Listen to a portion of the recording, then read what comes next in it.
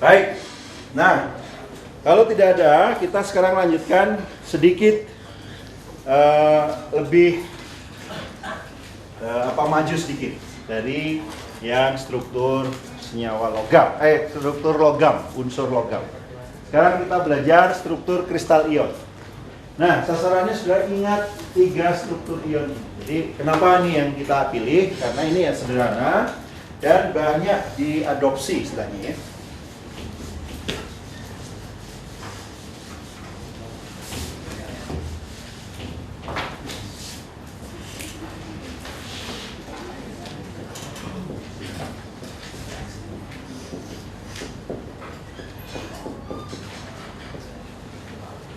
Jadi sasarannya sudah ingat 3 struktur ion ini. Paham lah ya, jangan cuma ingat. Paham atau paham? Paham. Pakai P. Pakai P. Kau sudah baru berapa bulan di Sunda dan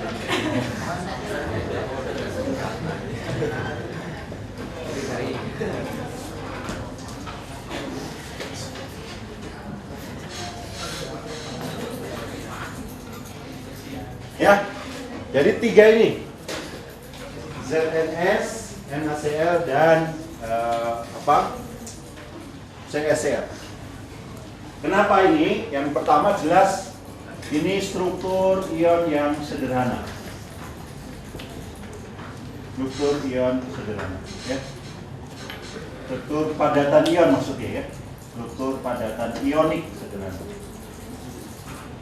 Kenapa sederhana? Ya cuman ionnya cuma 2 jenis kan. Ada kation 1, anionnya 1. Semua kan gitu kan. 3 itu kan kationnya 1, anionnya 1. Ya. Kemudian yang kedua kenapa? Ya karena ini banyak diadopsi ya. Struktur ini banyak diadopsi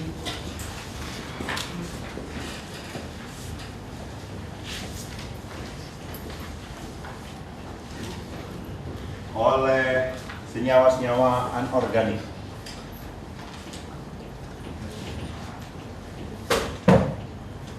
Jadi misalnya Anda sering bilang misalnya ya, ada orang atau ada teks menyebutkan misalnya contoh ya.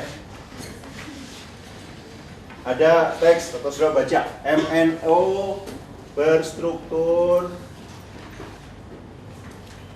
NaCl. Artinya apa itu? Ada teks atau sudah baca di buku itu MnO berstruktur NaCl. Artinya ya ini strukturnya mirip seperti ini nih. Hanya posisi Na-nya itu diganti Mn, posisi Cl-nya diganti O gitu. Ya, jadi mengadopsi itu artinya begitu. Mengadopsi struktur atau berstruktur NaCl. Jadi banyak sekali begitu nanti. Ada senyawa lain lagi berstruktur CaCl, ada senyawa lain lagi berstruktur ZNS. Ya. Nah, itu maksudnya begitu. Nah, struktur ini sederhana tapi banyak sekali diadopsi oleh senyawa-senyawa anorganik. Ya. Nah, kalau sudah lihat 3 struktur ini, bagaimana sudah mengingat? Ada polanya nggak ini?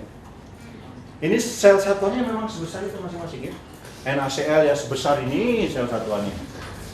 ZNS sebesar ini satuannya. CaCl juga sebesar ini. Ya. Nah sebetulnya ini kerangka kubus-kubus kecil itu nggak ada, itu saya atau disengaja diberikan di situ untuk barangkali ada pola yang bisa saya lihat dari ketiganya dengan adanya kubus-kubus 8 kubus kecil. Bagaimana sudah mengingat itu? Macam-macam lah mungkin ya. Sudah ada yang melihat cara ZNS gimana? Berpusat badan, oke? Enggak. Kalau hanya satu begini kan, tapi sel satuannya ini semua ini sebesar ini, bukan hanya yang kubus kecil ini saja.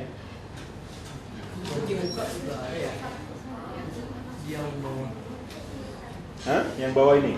Ini. Kalau yang ini dulu gimana nih?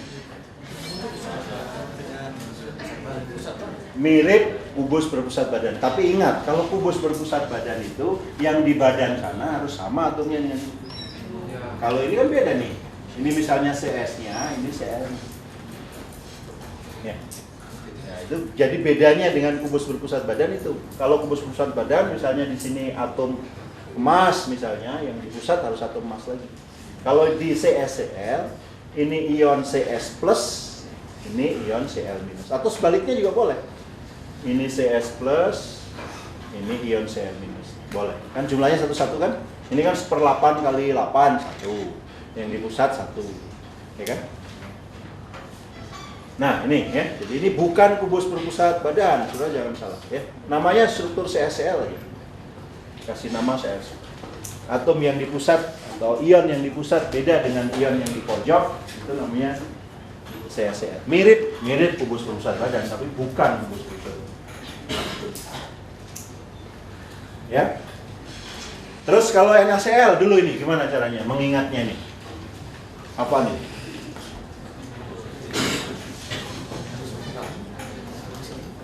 Ya, jadi yang kuningnya ini, kuning ini warnanya atau orange? Orange lah ya, kayak jeruk.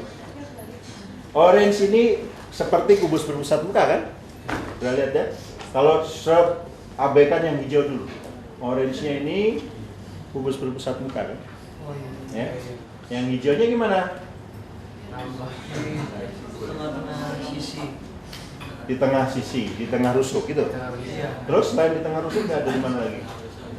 Semua tengah rusuk? Semua tengah rusuk. Di pusat badannya ada juga kan? Atau kalau sudah mau lihat kerangka 8 kubus kecil itu. 8 kubus kecil ini, saya kerangkanya, saya cara ngisinya gimana? Gantian. Kalau saya isi orange, sebelahnya hijau, orange lagi. Ini karena sini sudah orange, di sini hijau. Orange, hijau. Jadi semua titik-titik di kubus kecil ini saya isi, tapi gantian saya isi. Ion yang berlawanan ya, selang-seling gitu. Ya kan? Semua diisi kan? Semua titik di kubus kecil itu diisi. Ya? Kelihatan kan? Ada 8 kubus kecil, kemudian saya ngisinya selang-seling. Orange, hijau, orange, hijau, dan seterusnya. Ya. Kalau di kubus CsCl tadi hanya kubus terluarnya dengan pusat badannya saja yang diisi. Ya.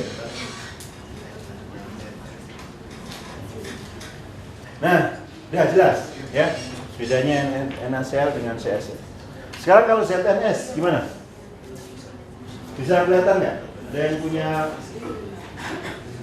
ada yang bisa melihat bagaimana itu ZnS diisi ion-ion ini? Tadi ada yang sudah melihat ada kubus berpusat badan, seolah ya seperti kubus. Semua 8-8-nya?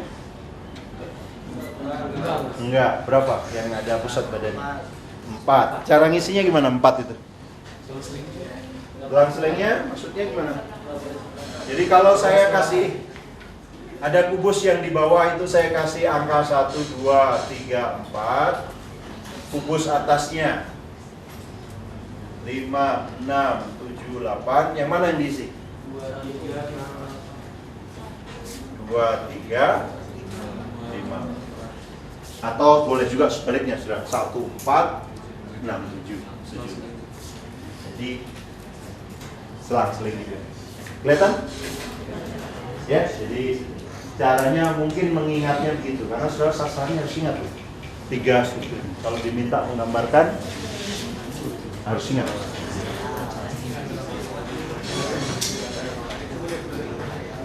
Bisa sekarang ingat. Ya, kalau diminta menggambarkan, saudara sebut CsCl, gambarkan. Harus bisa. Bisa gambar, kita gambarnya bisa yang baca yang pusing. Harus bisa dong.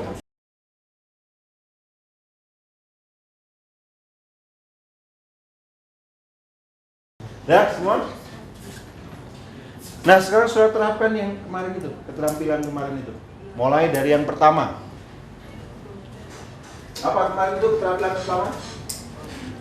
Menghitung jumlah atom kalau struktur logam kemarin kan. Kalau di sini sekarang menghitung jumlah ion. Ya. ion positifnya berapa, jumlah ion negatifnya berapa. Ya. Coba, kalau yang pertama dulu, biasanya ion positif itu lebih kecil dari ion negatif. Jadi yang pertama itu mungkin yang di pusat itu yang CS-nya lah ya. CL-nya ya.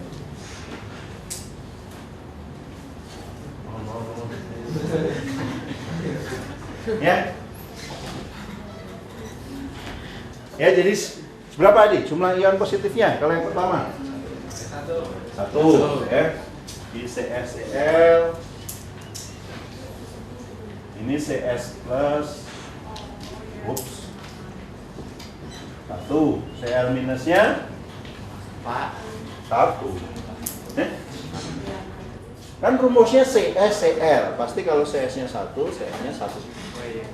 Dan 1/8 kali 8 tadi kan. Ini berapa nih? Zn plusnya berapa? Ada yang bilang 2, ada yang bilang 4. Berapa? Zn-nya yang di dalam kan? Di dalam sel dalam pusat. Kalau dalam pusat kemarin digunakan bersama oleh berapa? Ya, digunakan dia sendiri. Pusat kan nggak di-share sendiri. Jangan di-share dengan orang lain kalau pusat sudah pusat. Ya, 1. Ada berapa jadinya Zn-nya? 4, ya kan? Ini sudah kelihatan, semua di pusat. Semua ada di dalam. Pasti S2 minusnya harus ada 4 juga kan? Gimana 4-nya itu?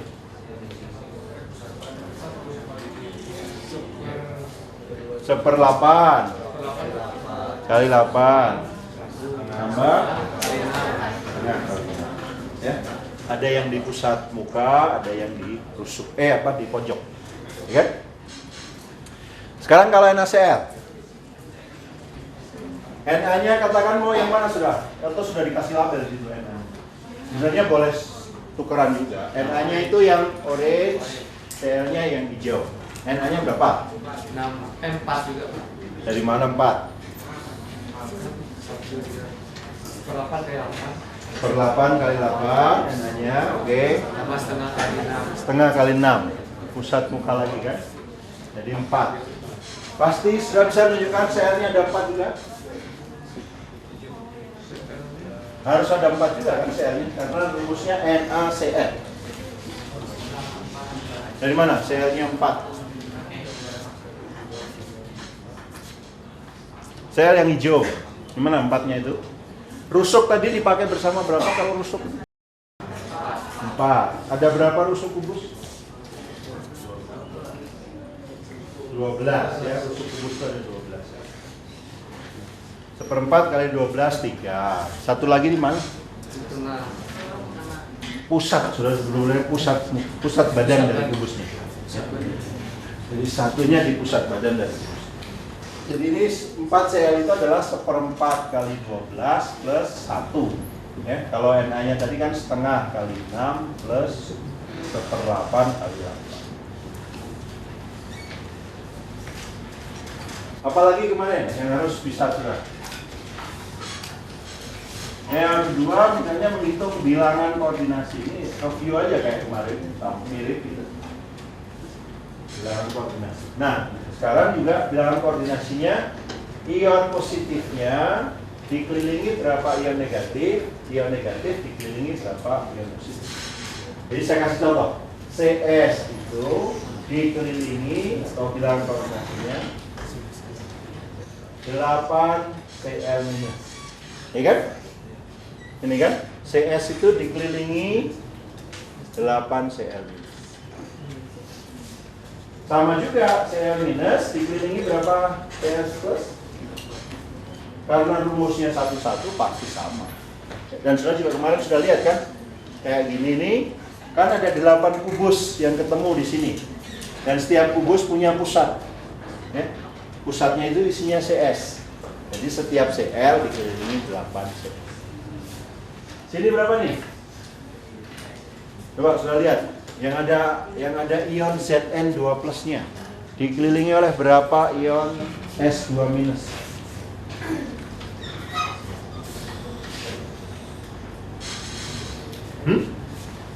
Ini nih tetangga terdekatnya berapa ini? 3, 2, 5, 4. Coba sudah yang bilang 4. Ada yang bilang 4 atau yang bisa ngelihat 4 berapa banyak? Tetangga terdekatnya 4.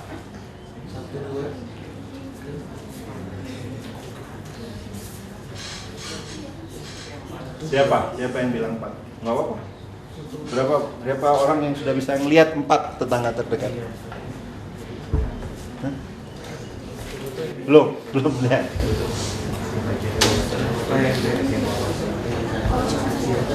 Satu rumus kecil itu ada apa? Selang sering. Siapa yang sudah bisa lihat 4 tetangga terdekat dari yang pusat itu? Sudah bisa lihat? Ya, tunjukkan ke depan.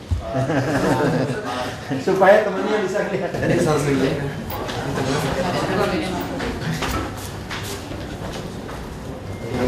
Ini kali 1, 2, 3. Iya. Kelihatan? Ya. 1, 2, 3, 4 selang-seling. Atau yang misalnya bawah misalnya. Sudah harus bisa tunjukkan yang mana saja. Yang bawah depan ini. Ini tetangga terdekatnya. Yang ini tetangga terdekatnya ini 1, 2. Nah, ini di depan loh.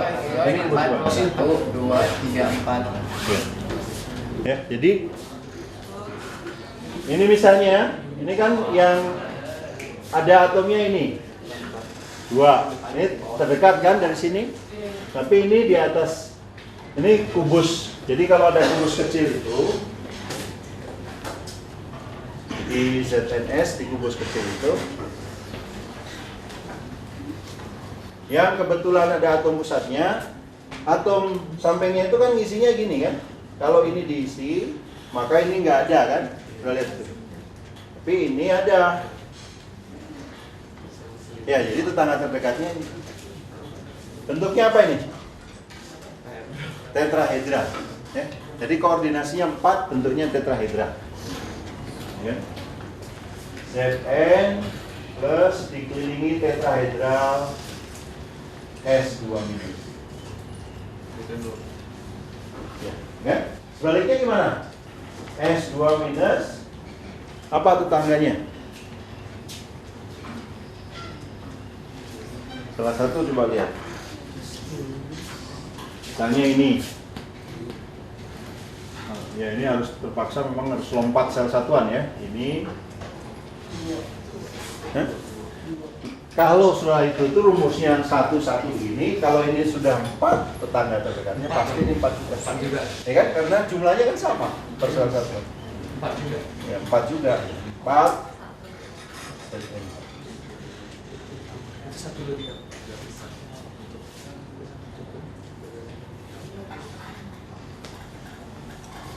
Terakhir, kalau yang NaCl gimana? Berapa tetangga terdekatnya? Na tetangga terdekatnya berapa? Cl tetangga terdekatnya. Ion lawannya, ya kan? 4, 6. Yang orange. Ya sembarang kan? Kalau Na berarti orange-nya kan? 6 ya? Sudah bisa lihat 6. Oktahedral. Oktahedral, 6 oktahedral ya. Betul. Katanya itu memang apa? Dari riset katanya ini ya. Kalau ibu-ibu perempuan itu biasanya melihat gambar, ini kan gambar 2 dimensi ya. Tapi ingin menunjukkan 3 dimensi. Biasanya memang perempuan kurang daripada laki-laki. Membayangkan mana maksudnya? Iya. Banyak riset psikologi bilang begitu. Jadi kalau saya yang ibu-ibu merasa susah, nggak usah.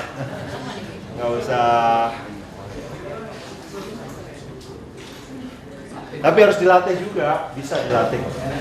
Kita harus misalnya tulisannya warnanya kuning, tapi Ya. yang sisinya harus orange gitu. Yang mana nih? Hijau. Ya hijau. Ya kan pokoknya isinya kemarin tadi selang-seling itu. Gantian. NaCl, NaCl. Kalau yang Zn sama yang itu Zn yang masih yang itu ZNS.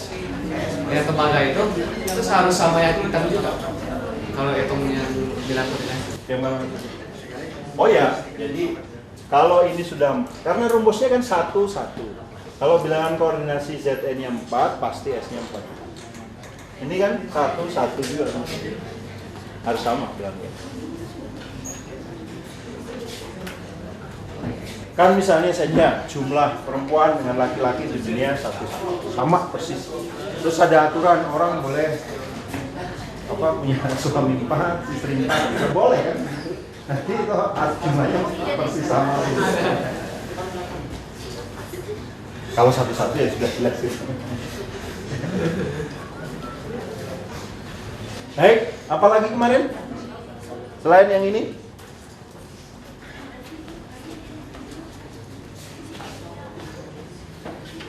Ya, bilangan koordinasi ini kan sudah ya contoh tadi. Nah, ya selanjutnya hubungan A dengan S. Tapi di sini R-nya tidak satu jenis saja kan? Ada R, ada R minus, ya kan? Misalnya kalau di NaCl nih, apa hubungannya? Ya sudah bisa lihat itu. Terjadi persinggungannya seperti itu sehingga A itu sama dengan 2R plus 2R minus. Sambil saya bagikan ya. Kelihatan kan dari gambarnya? Kalau itu nggak kelihatan ya kebangetan.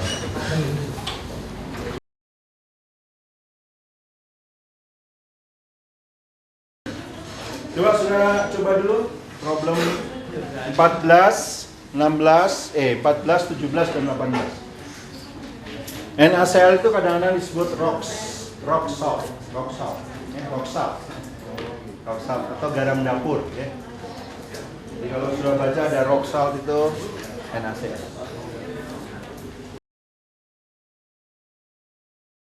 Semuanya ada pertanyaan sekarang? Ada yang belum jelas? Ada yang masih pingin ada sesuatu yang belum jelas? Semua jelas?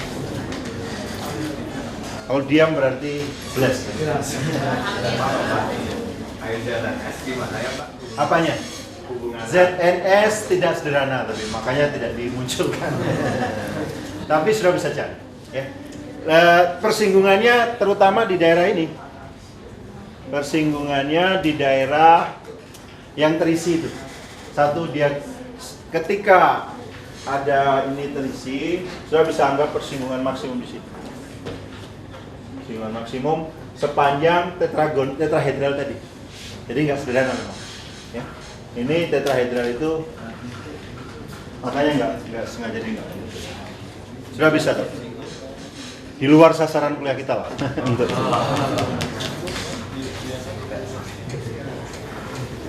Oke, tapi bisa saja tadi kan saya sebut kita sasarannya 3 struktur ion itu saja. Tapi kalau misalnya ini ya, kita boleh saja nanya misalnya di ujian atau sudah juga boleh ditanya, karena kalau cuma sasarannya menghitung jumlah ion per sel satuan. Misalnya ini suatu superkonduktor katanya, strukturnya seperti ini. Ada atom apa saja ini di sini? Labelnya kan kelihatan ini. Ini ada Cu yang hitam, kemudian ada oksigen, ya. Lupakan ini ada vakansi, lupakan oksigen aja. Cu-nya juga sebenarnya ada Cu2+, Cu3+. Kemudian atom-atom yang dikasih label Y, Ba gitu. Nah, suruh menentukan rumus empiris, pada dasarnya suruh menentukan berapa ion-ion yang ada di situ. Ya, bisa nggak? Harus bisa, karena prinsipnya kan sudah tahu. Ya, ini segini nih sel satuan. Sel satuannya segini, suatu superkonduktor. Berapa jumlah Y-nya? Di dalam sel satuan itu? 1, Y-nya 1, kan ya memang cuma 1 ini ada. Dan ada di dalam kubusnya, di dalam sel satuan. Sel satuannya bentuknya bukan kubus, apa bentuknya seperti ini? Tetragona, ya, ini kan? Ini, sorry. Kalau ini kebetulan sama dengan ini namanya tetragonal. Kalau tidak ortorombic namanya kan? Kalau ini tidak sama dengan ini, yang ini jelaskan ini pasti tidak sama ya. Ini dengan ini mosok sama. Kan kelihatan sekali sudah beda. Ya.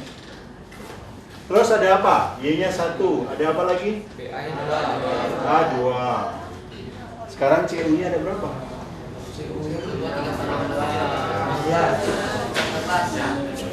Ada CU 16. 16? Masa baru aja belajar sekarang jadi 16 ya?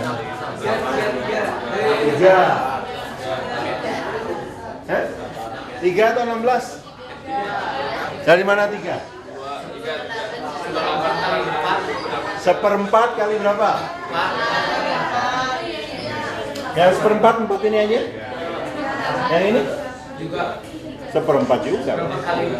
1/4 kali 1/4 kali 8 C-nya. Terus? tambah 8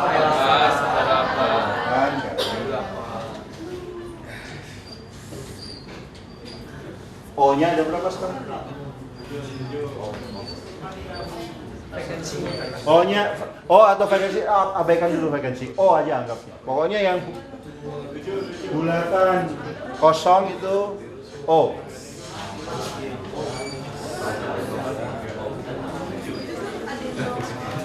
Iya, kok ada nomor-nomor yang jelas.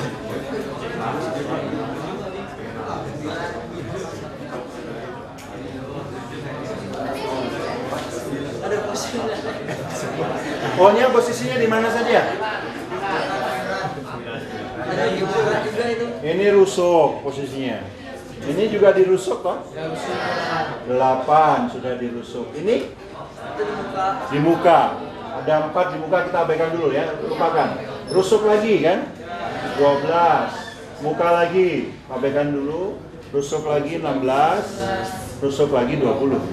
Ya, 20 per 4. Tambah sekarang yang di muka. Ini cuma 1, 8 per 2. Berapa kalau di muka? Ya kan?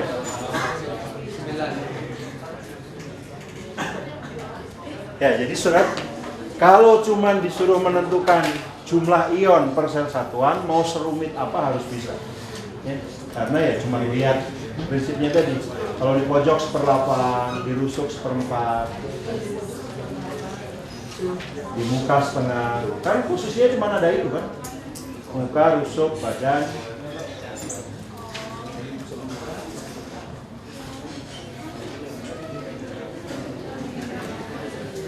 Kadang disebut, makanya sering disebut superkonduktor 1, 2, 3 karena kationnya 1, 2, 3. Y-nya 1, Y-nya 2.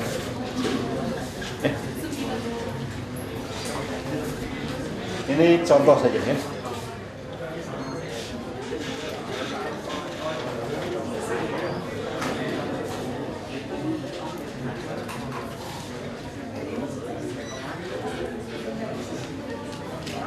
Oke. Yang terakhir nih. Coba perhatikan lagi. Mas. Ya, oke.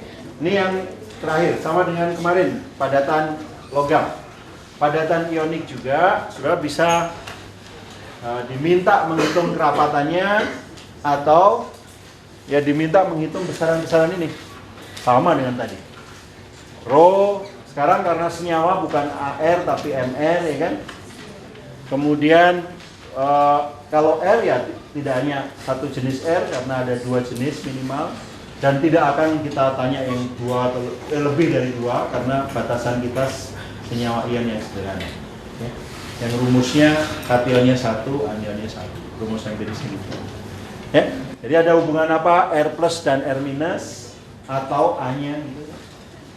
Kemudian bilangan Avogadro sekali lagi, dan Z itu apa? Z ya jumlah kation, jumlah anion ya, atau jumlah rumus empirisnya. Ya, sama dengan tadi lah prinsipnya. Ya. Sekali sudah pernah tadi itu yang logam ya bisa. Contoh ini. Data ini cukup, sudah menentukan kerapatan dari data ini. Mungkin sudah harus baca tabel periodik, mungkin tapi ya. Barium oksida, MR-nya 153,3. Memiliki struktur NaCl. Rho-nya bukan Rho, itu A harusnya ya. Oh, Rho kok satuannya Armstrong sih?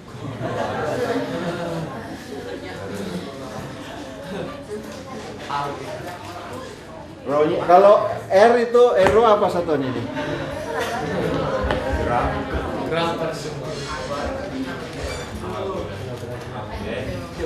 Jadi ini gram. Biasanya per sentimeter kubik. Wajar ini segini? Wajar lah ya, 5,7 gram per sentimeter kubik. Berapa A-nya? Satu sel satuan ya. Saya kan boleh menghitung Rho-nya itu untuk satu sel satuan kan? Karena sama dengan Rho padatan. Satu sel satuan isinya masanya berapa? Kalau NaCl kan ada 4 Na plus 4 Cl minus tadi kan? Ya, masa Na plus berapa, masa Cl minus berapa? Kalau dijumlahin pasti sama dengan MR-nya kan? Ya, jadi masanya itu adalah 4 kali 53,3 gram, betul? Banyak banget satu sel satuan segitu gram. Harus dibagi berapa? Dibagi bilangan Avogadro kan? Ini kalau saya punya 1 mol Na, baru masanya segini. 1 mol NaCl, masanya segini. Kalau 1 buah Na, 1 buah Cl, masanya berapa? Ya 153 dibagi bilangan Avogadro kan? Jadi ini masanya adalah 153,3 per bilangan Avogadro gram. Ya, masanya segitu. Volumenya berapa? Kan massa per volume aja. A pangkat 3 yang kebetulan A-nya yang mau dicari kan. Harus sama dengan 5,7 gram per sentimeter. Ya, L-nya sudah tahu kan? L.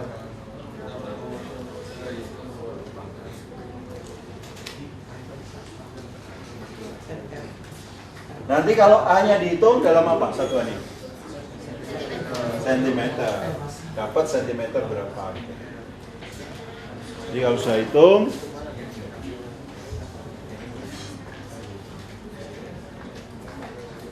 A-nya kalau kemudian dalam angstrom,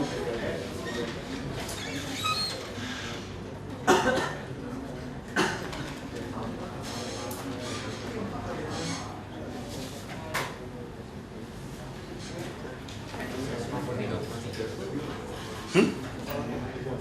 153 itu massa total kan? Massa Na plus massa Cl. MR kan gitu kan? Jangan. Na saja berapa? 23 kan? Tapi kok 153 ya? Salah itu ya? Hah? Oh, oh, sorry. Sorry tadi salah.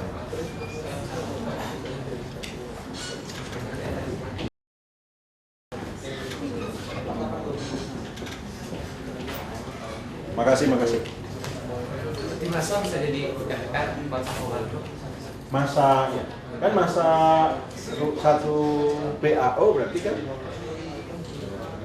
masa 1 mol dibagi 9. Ada pertanyaan lagi?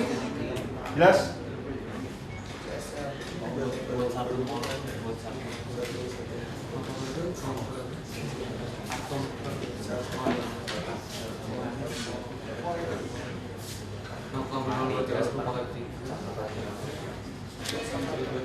Oke ya, jadi dipelajari lagi nanti di rumah yang ini. Baik, yang terakhir ini ya, terakhir terus ya. Masih ada waktunya. Jadi dari mana itu kita bisa tahu ada kubus berpusat muka, ada struktur NaCl tadi seperti itu. Ya, informasi itu didapat dari hukum Bragg istilahnya ya, difraksi sintaksis. sudah belajar difraksi nanti di semester 2 di gelombang kan. Tapi difraksi sinar tampak gitu nanti sudah belajar. Ya. Tapi prinsip difraksi sinar X sama saja. Ya. Hanya bedanya sinar X itu lebih pendek panjang gelombang. Tapi prinsipnya sama. Ya. Nah, orang pertama yang meneliti difraksi sinar X itu ini bapak dan anak ya. Jadi bapaknya yang WH, anaknya yang WL. Tapi dan mereka dapat hadiah Nobel barengan. Jadi anak dan bapak itu separuh-separuh. Ya. Nah, prinsip dari hukum Bragg itu sederhana sebetulnya ya. Nanti kalau sudah belajar difraksi, prinsip hukum Bragg itu diperlihatkan dengan gambar itu.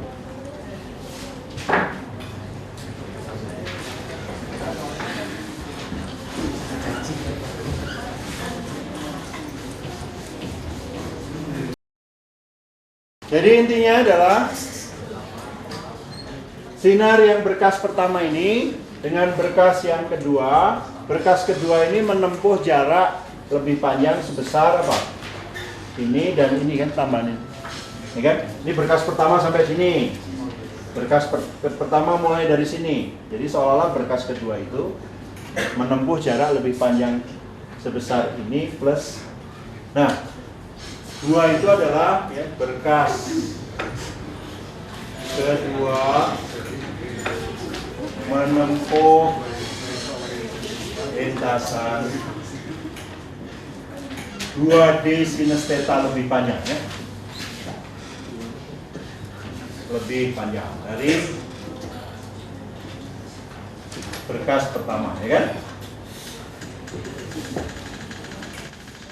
Nah, supaya tetap saling menguatkan apa syaratnya? Ya, ini berkas pertama nih. Ini berkas kedua, lintasannya lebih panjang atau dia supaya tetap saling menguatkan harus selisih panjangnya itu kelipatan bulat panjang gelombang, ya kan? Misalnya selisih panjangnya ini satu panjang gelombang, kelipatan bulat kan? Ya, nanti tetap puncak ini akan ketemu puncak. Saya gambarkan dulu. Ya. Kemana? Susah banget. Ya, gini ya. Ini kan? Ini selisihnya satu panjang gelombang kan? Tapi kalau selisihnya setengah panjang gelombang, kalau selisih lintasan ini segini, ini misalnya setengah panjang gelombang kan jadinya pas ini puncak justru gelombang kedua lembah misalnya. Nanti saling meniadakan kan? Kalau ini misalnya selisihnya segini, ya jadi nanti saling meniadakan. Ya, harus saling menguatkan. Ya. Nah, jadi akhirnya ketemulah persamaan Bragg itu 2D sinus theta sama dengan n lambda yang terkenal. Ya. Difraksi. Gejala difraksi. Ya. Nah, intinya dari persamaan ini sebetulnya tadi informasi struktur kristal itu adanya di sini. Ya, jarak antar bidang. D. Jadi di kristal itu misalnya kan nanti akan dapat pola difraksi seperti ini nih. Oh, pada theta sekian ada puncak, pada theta sekian ada puncak, dan seterusnya. Dari situ itu bisa disimpulkan. Oh, atomnya itu tersusun di sel satuan begini-begini. Ya, jadi informasinya ada di sini. Oh, di theta sekian ada puncak, berarti jarak antar atomnya sekian, jarak antar bidangnya sekian. Nah, untuk sementara itu detailnya tidak akan kita bahas. Jadi sebenarnya yang penting ingat persamaan itu bisa menggunakan. Bisa menggunakan. Dasarnya itu tadi cerita sekilasnya, ya. Harus ada interferensi maksimum dan itunya. Nah, di sini ada beberapa problem tuh, ya. Yang dua paling tidak saya lihat. Yang memperlihatkan bagaimana aplikasi dari persamaan Bragg. Jadi saya akan beri contoh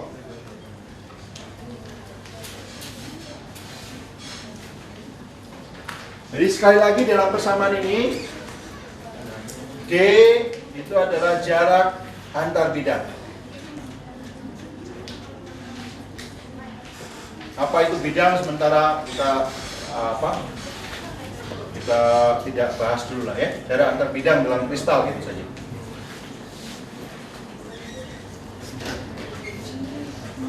Kemudian theta ya sudut datang dari difraksinya ya, sudut difraksi gitu saja. Kemudian N orde difraksi. Dan lambda panjang gelombang yang digunakan ya, panjang gelombang. Nah biasanya difraksi harus pakai sinar X ya. Oke. Jadi ada prinsip di dalam fisika atau difraksi itu, kalau sudah mau difraksikan melalui celah ya, maka lebar celahnya itu harus seorder ya, panjang gelombangnya kira-kira mirip dengan lebar celahnya. Jadi kan di dalam atom tadi jarak antar atom berapa? Ordernya kira-kira angstrom ya. Berarti harus pakai panjang gelombang yang angstrom. Di dalam gelombang elektromagnetik itu yang panjang gelombangnya angstrom ya sinar X. Ya. Jadi nggak mungkin sudah mau pelajari difraksi padatan dengan sinar tampak. Sinar tampak panjang gelombangnya berapa? 500 nano, 400 sampai 700 nano. Terlalu besar, ya pasti nggak akan didifraksikan oleh kristal. Ya. Nah, sinar X, angstrom, jarak antar atom, angstrom, ya cocok. Ya. Jadi yang cocok biasanya seorder. Ya. Oke, ya. Jadi contoh, saya akan beri contoh nih.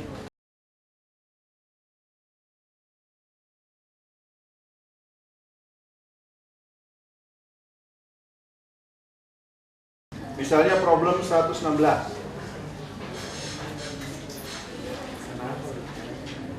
Ada beberapa sudut difraksi itu kan yang diberikan di situ. Yang pertama sudut difraksinya 20 derajat. Kemudian 27,4. 35,8. Ya. Nah, sudah ditanya yang 20 itu D-nya berapa? Ya. Yang 27 D-nya berapa? Yang 35 D-nya berapa? Ya kan? Kalau digunakan X-ray dengan panjang gelombang 141 pikometer. Dan asumsikan N-nya sama dengan 1. Ya. Ya mudah lah mestinya ya.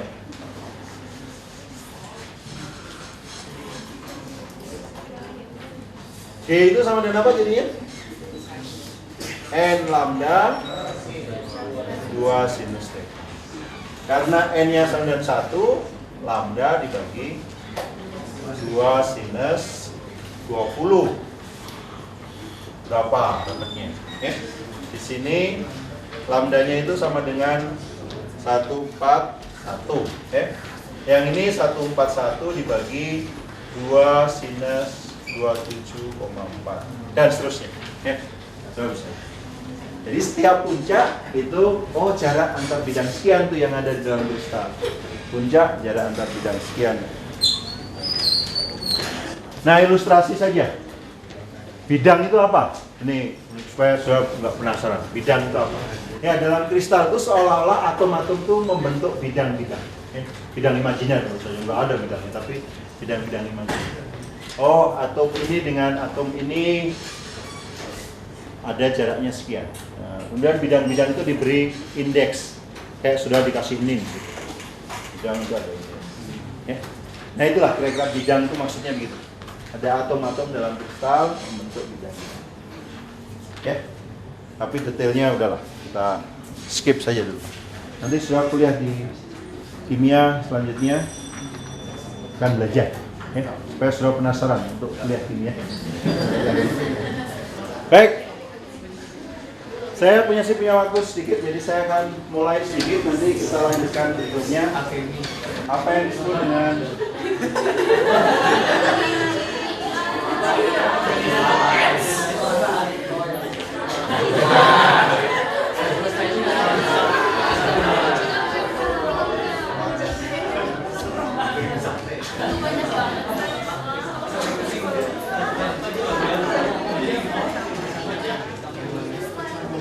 Baik, jadi pengantarnya begini. Kita sudah belajar gas, kita sudah belajar padatan, ya. Jadi zat tertentu kalau suhu dan tekanannya dirubah itu bisa berubah kan, dari padat bisa jadi gas. Kemarin kita sudah tunjukkan nitrogen yang biasa kita sehari-hari cair, sehari-hari udah air gitu ya. Bisa kita cairkan kan, kemarin sudah ya, dengan dirubah tekanan atau suhu. Jadi ada suatu diagram atau plot ya yang menunjukkan zat itu pada tekanan dan suhu berbagai tekanan dan suhu itu wujudnya apa saja. Nah, itu ringkasnya disebut diagram fase. Ya. Sebagai contoh ini misalnya air. Diagram fase air ini begini nih. Ya. Jadi ini mulai dari tekanan berapa nih? 0 barangkali ya, sampai 218 atmosfer. Suhunya dari 0 sampai 374. Ini plotnya. Jadi boleh diteruskan ke sana juga, ya. Nah, jadi biasanya begini dalam diagram fase itu. Diplot antara tekanan di sumbu vertikal biasanya, suhu di sumbu horizontal. Ya. Kemudian kerangkanya itu diagramnya biasanya begini, kerangkanya. Ya. Jadi dari pengalaman kita atau yang sudah kita pelajari ini suhu semakin rendah, tekanan semakin tinggi gitu kan, di daerah sini. Suhu semakin rendah, tekanan tinggi. Wujud apa biasanya yang stabil? Padat kan? Dan suhu rendah, tekanan tinggi biasanya padat. Ya, dari padat itu selalu daerahnya di sini. Kalau di sini daerah ini kan suhu tinggi, tekanan rendah kan daerah sini. Berarti ya pasti di sini cair. Ya, karena wujud zat itu cuma cair, gas, dan padat. Nah, tetapi batas antara gas dan cair itu tidak terus-menerus. Ada satu daerah tertentu dia itu kemudian berhenti. Nah, itu disebut titik kritis. Apa titik kritis itu? Di atas titik itu cair dengan gas itu tidak berbeda lagi. Ya. Jadi kalau sudah bisa itu ada eksperimen, wadah tertutup gini. Ya. Tadinya diisi cairan, pasti di atasnya ada uap cairan itu kan. Nah, ini misalnya dipanaskan ini. Tadinya misalnya di sini cairan dengan gas itu, ya ada cairan, ada gasnya. Terus dinaikkan sambil tekanannya kan naik terus sampai sini. Nah, nanti sampai sini tuh batas cair dengan gas itu nggak ada meniskusnya lagi. Jadi satu. Nah, itu disebut cairan superkritis namanya. Itu di atas. Nah, apa itu wujudnya? Ya wujudnya ya kayak gas. Ya, tapi kelakuannya di antara cairan ini. Jadi misalnya sekarang aplikasinya itu kalau sudah pernah baca misalnya Nescafe gitu ya. Saya nggak promosi. Itu misalnya kafeinnya dikurangi kan. Kalau zaman dulu mengurangi kafein caranya pakai apa? Kafein itu biasanya zat nonpolar, cenderung agak nonpolar ya. Jadi biasanya pakai pelarut-pelarut organik. Diambil, larut nanti kan kafeinnya dalam pelarut organik. Kemudian nanti kadar kafeinnya akan berkurang. Tapi kalau begitu kan kadang-kadang kopinya jadi bau, pelarut. Nah, sekarang salah satu cara mengurangi kafein pakai itu, pelarut superkritis CO2 misalnya. Ya. Itu CO2 bisa melarutkan kafein. Ya. Nanti kadar kafeinnya berkurang, CO2 gampang lepas lagi. Ya. Jadi kafeinnya nggak terlalu kopi hasil pengurangan kafein tadi tidak terlalu. Itu salah satu aplikasi. Ya, jadi tapi bagi kita sekarang yang penting ini, sudah tahu daerah-daerah ini. Kemudian nama-namanya, ada titik kritis, kemudian ada istilahnya titik triple. Titik triple. Kenapa disebut titik triple ya? Di sini ketemu padat, cair, gas. Ya. Ya. Di situ ada hubungan, ada ketemu tiga. Mas di situ terjadi apa? Ya. Kalau di sini kesetimbangan saja. Kesetimbangan padat, cair, gas. Bentuknya padatnya ada, cairnya ada, gasnya ada.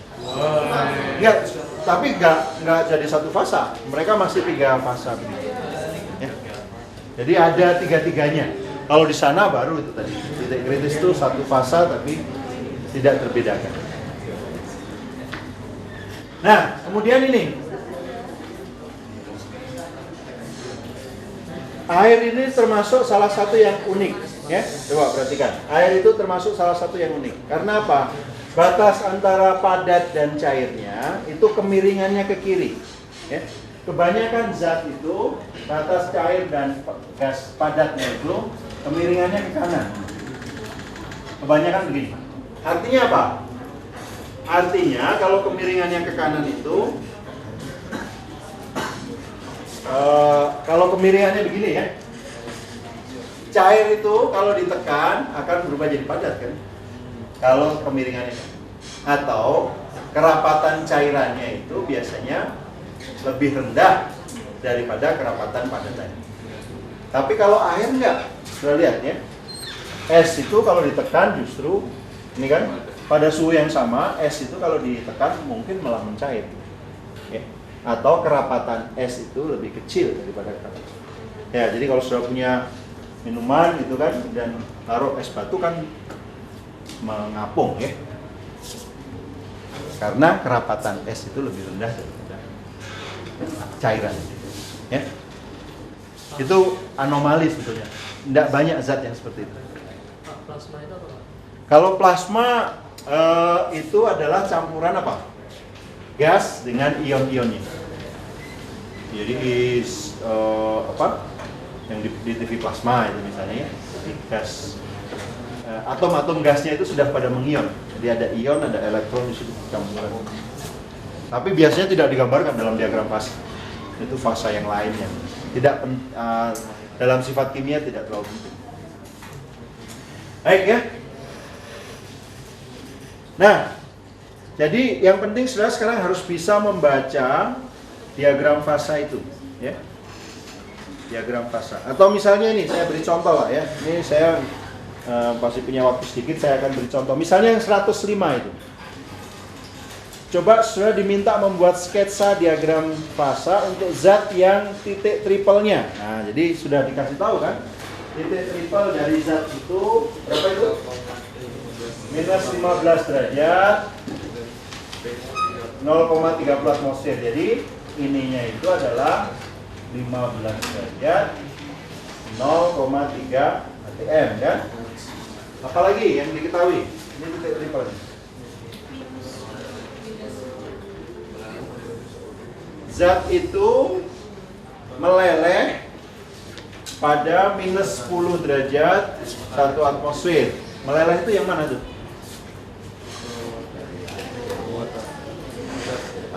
Dari padat ke cair. Jadi kalau 1 atmosfer, ini 1 atmosfer misalnya di sini, pada suhu berapa dia meleleh? Minus 10. Ya. Jadi ini sekarang kita hubungkan ini. Ini kan batas, pasti di sini padat kan, titik triple itu. Kemudian di sini gas. Nah, garis cair dengan padat itu dibantu dengan data ini sekarang. Pada 1 atmosfer meleleh pada minus 10. Berarti katakanlah minus 10 di sini lah ya. Oh ini minus 15.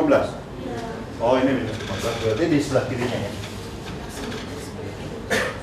Ya saya sengaja sudah melihat gitu. Iya Pak, iya. Ini minus 10. Ya. Nah ini batas apa itu? Kalau meleleh pasti batas cair dengan padat. Ini kan cair di sini. Ini masih daerah padat sih. Ada data lagi. Kemudian zat itu mempunyai titik didih normal. Apa artinya titik didih normal? Pada 1 atmosfer, titik didih dia berapa? 90 agak di sini ya. Saya lihat, jadi saya potong suhunya ini. Nah, 90 derajat. Ya. 1 atmosfer, 90 derajat itu batas apa dengan apa berarti? Cair dengan gas, ya. Jadi Saya dibantu garis cair dengan gasnya itu dari sini. Ini pada 1 atmosfer 90. Ini sini, terus tiba-tiba kepotong nih garisnya. Terus ini lagi. Nah. Ini daerah sini kepotong nih. Ya, udah. Berarti diagram fasa dari zat itu sketsanya kira-kira begitu. Nah ini diagram fasa dari CO2. Air. Hah? Suhunya beda. Suhunya beda. Dan sekarang kemiringannya kanan kiri? Kanan. Kebanyakan zat itu kan. Nah, jadi ini pertanyaan pertama. Dengan melihat diagram fasa CO2 ini, apakah padatan CO2 itu lebih rapat daripada cairan CO2? Betul nggak? Yang 108 itu. Sudah ditanya. Kalau lihat diagram fasa seperti ini, apakah benar padatan CO2 itu lebih rapat daripada cairan CO2? Iya, karena kalau air tadi yang cairan itu lebih rapat daripada padatannya, kemiringannya ke kiri. Ya. Batas ini loh, ya, batas cair dengan padat itu, kalau kemiringannya ke kanan, itu berarti padatannya lebih rapat daripada cairan. Oke. Nah, jadi yang kedua sudah harus bisa baca nih, misalnya, kalau pada CO2 107 ya, pada suhu minus 60 derajat Celcius 6 atmosfer, wujud yang paling stabil bagi CO2 apa? Coba sudah lihat, minus 60 derajat Celcius 6 atmosfer. Di daerah mana tuh? Sini ya, 6 atmosfer. Nah, berarti daerah sini ya. Ada, oke. Kalau suhu ruang? Gas ya. Gas suhu ruang itu kan suhu dan tekanan ruang. 1 atmosfer, suhunya mungkin di sini gitu. Ya, jadi makanya kalau ada padatan CO2 yang suka dipakai untuk so-so itu ya. Ada padatan CO2 bisa dipadatkan juga. Terus tiba-tiba padatan CO2 mungkin kalau disimpan pada suhu rendah, ya dia bisa padat kan 1 atmosfer. Dan misalnya suhu di bawah inilah minus 100 derajat Celcius, bisa padat kan dia? Terus tiba-tiba ditaruh di ruangan ini, apa yang terjadi? Langsung menyublim, kan nggak lewat daerah cair kan kalau 1 atmosfer. Kalau dia mau lewat daerah meleleh dulu, harus lewat daerah sini nih. Tapi kalau tekanan 1 atmosfer dia langsung, ya kan? Misalnya dari minus 100 derajat Celcius 1 atmosfer dibawa ke suhu ruang, dia nggak sempat meleleh dulu kan, langsung dari padatan menyublim ya, padatan langsung berubah. Oke, kita lanjutkan dulu. Minus 60 atmosfer 2 minus 60 derajat 2 atmosfer apa? 2 atmosfer barangkali di sini ya. Ya masih gas ya. Terus ya, jadi ini kayak perubahan ya, minus 60 atmosfer minus 60 derajat 6 atmosfer dari sini tadi padat. Kemudian kalau tekanannya kita kurangi tadi jadi 2 atmosfer sudah berubah jadi gas. Terus yang terakhir yang selanjutnya minus 40 derajat 10 atmosfer di daerah mana? Oke. Dan minus 50 derajat Celcius 5,2 atmosfer apa? Ya mungkin di daerah triple point ya. Jadi dia ada padat, ada gas, ada cair kalau di triple point. Tapi sebetulnya kalau triple pointnya sudah dikasih data bukan 57 tapi 5,6, 57 daerah mana tuh? Di atasnya kan? Terus? Oh sebelah kirinya. Iya ya. 57 kan lebih besar dari mana? Ya. Terus 5,2 atmosfer. Enggak, katanya jawabnya kan gini, ada mahasiswa. Katanya kan ditanya, berapa IP kamu? Pokoknya di atas 3,8 lah. Terus orang tuanya kaget kan ketika terima dari ITB kok 3,11. Loh, 11 kan lebih tinggi dari 8.